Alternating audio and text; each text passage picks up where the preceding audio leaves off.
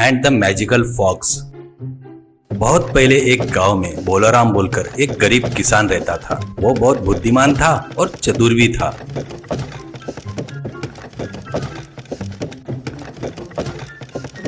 इसलिए जमींदारों के बाजू में ताकतवर बनकर और गरीब किसानों के लिए भगवान बनकर रहता था।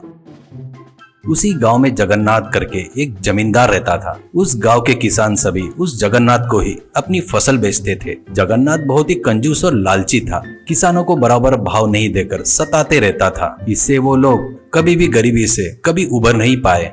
एक बार भोलाराम जगन्नाथ को अपनी फसल नहीं बेचने का निर्णय लेता है और फसल हाथ में आते ही पड़ोस के शहर में जाकर अपना धान बेचकर आए हुए पैसों से तगड़े मुर्गे खरीदता है और एक शिकारी को पैसे देकर 2 लोमड़ियां भी हासिल कर लेता है। उन दोनों में से एक को रूम में बांधकर दूसरे को संकल से बांधकर अपने साथ घुमाता है। जगन्नाथ एक दिन अपने एरिया से जाते रहता है तो भोलाराम मिलता है। तब भोलाराम, बाबूजी आपकी फसल तैयार है, आप जब बोलोगे तब आप ले जा सकते हो, ऐसे कहता है। तो जगन्नाथ, वो तो ठीक कह रहे, पर ऐसे लोमड़ी को पकड़कर क्यों घूम रहा है? वो भाग नहीं जाएगा क्या? भोलाराम, गया तो भी तुरंत वापिस घूमकर आएगा, ये मायावी लोमड़ी है करके बताता है। और देखते क्या इसका जादू। कहते हुए भोलाराम उस लोमड़ी से कहता है, तू जाकर अच्छी मुर्गी लेकर आ, कहकर उसके गले की संकल खोलता है। संकल के खुलते ही वो बहुत तेजी से भागती है।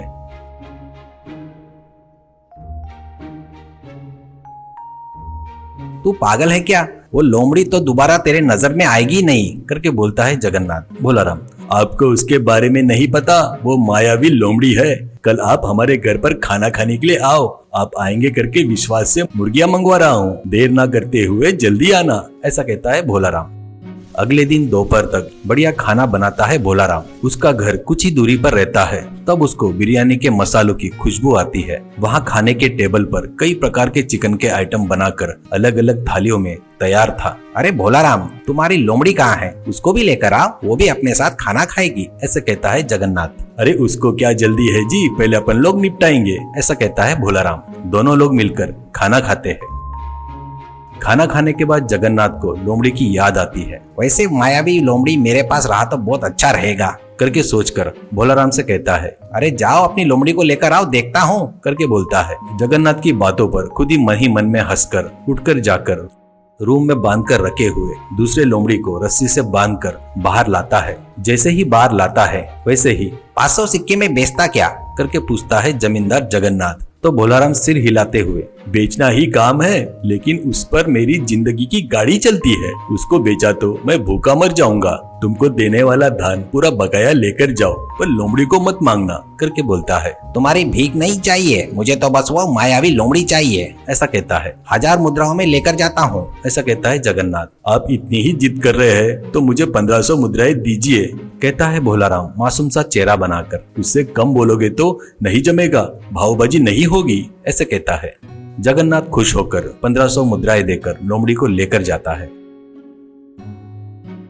घर जाकर जगन्नाथ अपनी पत्नी रुक्मिणी से, देख मैं एक मायावी लोमड़ी खरीद कर लाया हूँ, वो अच्छे अच्छे मुर्गे को चोरी कर कर ला कर देगी, ऐसा कहता है। मैं मर भी जाऊँ तो इस बात पर यकीन नहीं करूँगी, ऐसा कहती है रुक्मिणी। जमींदार जगन्नाथ भी भोलाराम के जैसे लोमड़ी को पकड़कर, जा रे जाकर अच्छे मुर्गे पकड़ कर लेकर आ, करके बोलकर उसके गले की रस्सी खोल देता है। बस उसी क्षण वो भाग जाता है लोमड़ी।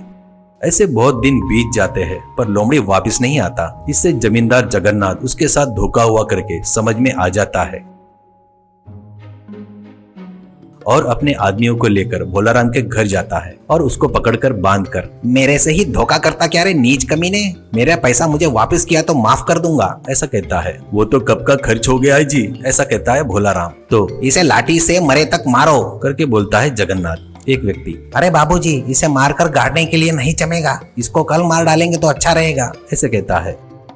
वैसे ही करेंगे, सुबह तक ठंड से मरने दो इसे, ये पहने हुए कपड़े ही रखकर इसे धानी से बांध दो, ऐसे कहता है जगन्नाथ। तो भोलाराम को वो लोग धानी से बांधकर चले जाते हैं। कुछ देर बाद ठंड पड़ने लगती है। ठंड में भोलाराम की हालत बहुत खराब हो जाती है। वो ठंड से बचने के लिए धानी को घुमाने लगता है। वैसे करने से उसका शरीर गर्म होकर पसीना भी निकलने लगता है। वो ठंड से अब तक मर गया होगा, जाकर देख कर आओ, ऐसा जगन्नाथ उसके आदमी को भेजता है। वो जाकर देखकर आकर, मालिक वो ठंड से मरा नहीं और पूरा शरीर पसीने से भरा है और वो शरीर पर फूंक रहा है करके कहता है। इसमें कोई राज है सोचकर जमींदार उसके पास आकर अरे भोलाराम, इतने ठंड में तुझे इतना पसीना कैसे निकल रहा है? कहता है तो हंसते हुए, बगैर किसी कारण से किसी निरपराधी को सजा दिए तो क्या होगा बाबूजी? मैंने तुमको जो लोमड़ी दिया था ना, वो सचमुच मायावी थी। तुम उसको किसी कारण से गुस्सा दिलाए होंगे, कहीं उसकी महिमा पर तुम्हारे घर वालों ने विश्वास नहीं किए होंगे। वो बात पता चलने पर वो फिर से नहीं आएगी, वैसा ही कुछ हुआ होगा, ऐसा बोलता है जगन्नाथ। तो फिर इतनी ठंडी में तुझे पसीना कैसे निकल रहा है? इसका राज क्या है? करके पूछता है। नजर के सामने दिख रहा था तो उसे आप नहीं माने। मैंने जो कपड़े पहने हैं ना, इसे आप क्या समझ रहे हो? ये भी बहुत चमत्कारी है।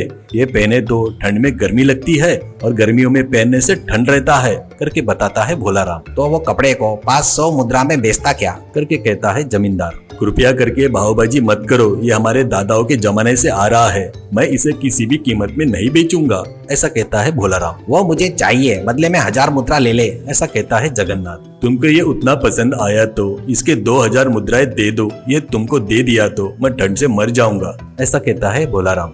जगन्नाथ उसको मांगे उतने पैसे देकर उससे वो शर्ट लेकर घर में जाकर धोकर सुखाता है। बाद में ठंडी में सिर्फ शर्ट पहनकर अपने ससुराल जाता है। वहाँ बहुत ठंड पड़ती है। वैसे उसको देखकर सभी हंसते हैं। भोलाराम ने उसको फिर से धोखा दिया करके उसको समझ में आ जाता है। इस बार भोलाराम के झांसे में नहीं आऊंगा करके और उसको मरवाऊंगा करके निर्णय लेता है। उसके आदमी फिर से भोलाराम को पकड़कर लाते हैं। इस बार जगन्नाथ उसको एक बोरे में बांधकर समुद्र के किनारे एक पहाड़ी पर ले जाता है।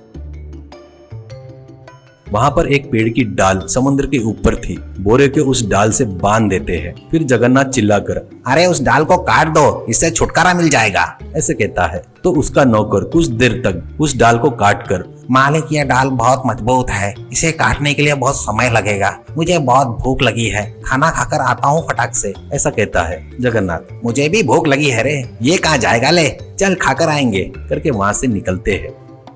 वो जाने के बाद भोलाराम, मुझे नीचे उतारो करके चिल्लाता है। इतने में जगन्नाथ के ससुर जी लाल किशन अपनी लड़की को देखने के लिए उधर से आ रहा था। वो आवाज सुनकर कौन है करके चिल्लाता है। भोलाराम उसकी आवाज पहचान लेता है। उसको कुबड़ है करके भोलाराम को पता भी था और कोई भगवान जैसा आया है सोचकर, नीचे उतारो बाबूजी, मेरा कुबड़ गया है करके बोलता है। लाल किशन, कुबड़ गया क्या करके बोलता है। तो आपको पता नहीं होगा, इस बोरे में बैठे तो कुबड़ ठीक हो जाता है। मुझे उतारो, आपको ही पता चल जाएगा। हमारे लोग अब तक आ जाने को होना था, पता नहीं क्यों नहीं आए। फिर से यह बोरा ले जाकर जिनका है उनको दिए तो वो लोग 1 घंटे के 100 मुद्राएं नाक पकड़कर वसूल करेंगे, ऐसा कहता है भोलाराम। वो बात है क्या, मुझे भी कुबड़ है, मुझे भी थोड़ी देर बैठने देता क्या, तेरे को 100 मुद्राएं देता हूँ, ऐसा कहता है लाल किशन।